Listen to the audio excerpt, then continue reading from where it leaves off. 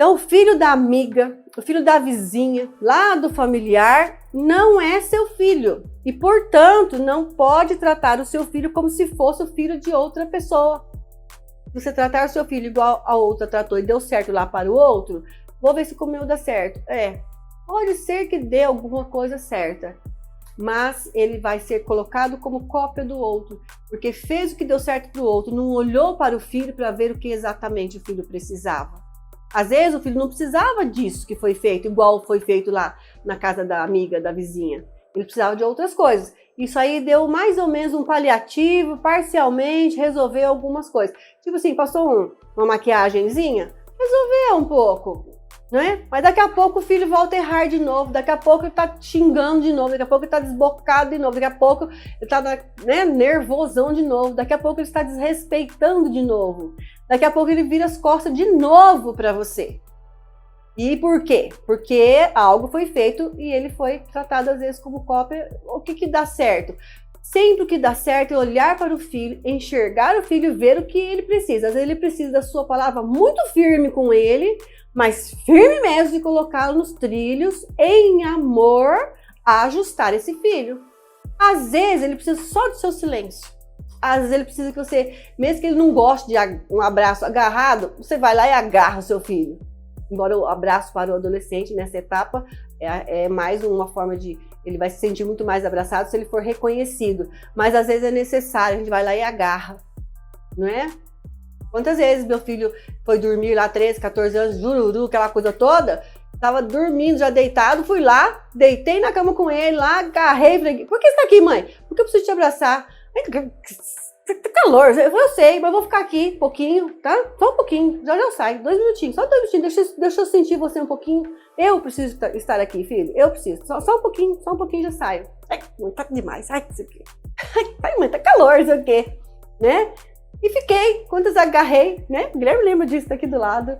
E agarrei mesmo, às vezes precisava, né? Embora ele estava arredio, digerindo um monte de coisa na cabeça dele, eu sabia que ele precisava ser contido, saber que alguém estava ali no comando, ajudando a vida dele. Às vezes é necessário e ele quer sair, não tem problema, quer sair, tô nem aí, eu vou abraçar e pronto, porque eu vi o que ele precisava.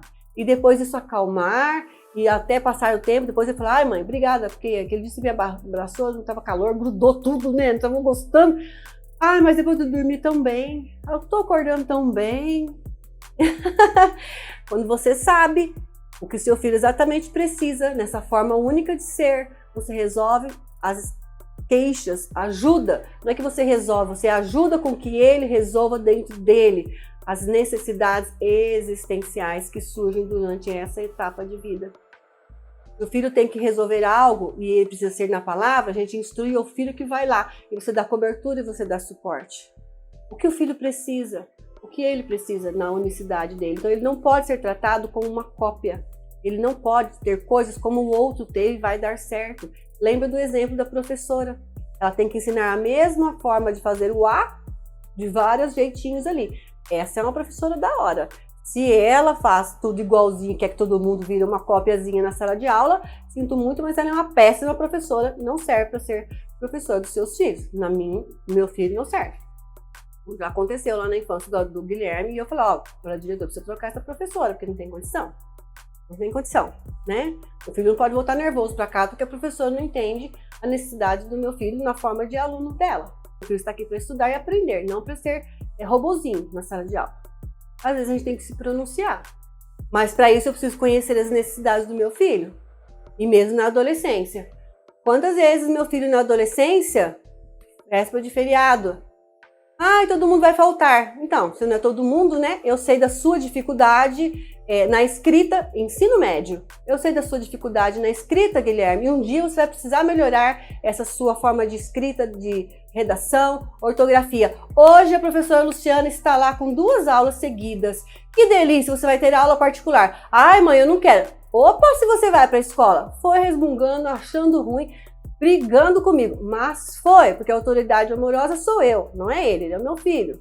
Ele foi os 3 anos. Agora ele está trabalhando e ele é, dentro do setor dele, uma das pessoas que melhor escreve. Recentemente ele disse, mãe, Olha, eu odiei aquela época, mas que bom que eu fui, porque hoje eu sei fazer todas as copies, eu sei fazer as correções, os acentos, a forma de usar a crase, o ponto e vírgula, o S, o Z, aquelas dificuldades que eu tinha, eu não tenho mais. Como é importante a gente escrever certo, lá no setor do trabalho, tava me contando, ai, a pessoa escreveu errado, foi corrigida, aquela coisa, ai, se fosse comigo eu ficaria envergonhado. Então agora, na vida adulto jovem, aos 22 anos, o ano passado, e início desse ano, ele me relata o quanto foi importante eu exercer a minha firmeza com ele. Porque ele não é igual a todo mundo, enquanto todos faltaram, ele foi aprender e aproveitar a professora Luciana. E às vezes fazia as redações 2, 3 do mesmo tema lá, e isso eu sei que é chato e eles querem se faltar, mas existe uma regência. E ensino médio eu sabia muito bem o que meu filho precisava. E eu vejo no ensino médio hoje as mães e os pais colocando o filho como cópiazinha. Ah, vai faltar, falta também. Não percebe a necessidade do filho e não percebe, nem sabe a aula que vai ter naquele dia para aproveitar e permite o filho faltar. E nem vai na reunião de pai, e nem sabe as dificuldades que o filho está passando, nem sabe os beijos que estão trocando lá atrás do muro da escola, nem sabe que às vezes os meninos já passaram a mão em uma menininha lá dentro da escola, nem sabe muitas vezes. É grave, é fazer uma cópia, né? Isso é muito sério. Nossos adolescentes precisam de rumo e precisam de serem tratados na forma única. E como é importante você entrar no mundo jovem para entender quem é exatamente este filho nessa condição de adolescente, nessa forma de ser biológico, psicológico, na forma social dele, na forma espiritual, as crenças, no que é que ele está começando a acreditar. Você está dentro do mundo jovem do filho, você fica sabendo. Se você não está fora, se você não está dentro, você está fora e você não fica sabendo. Dá trabalho? Claro que dá.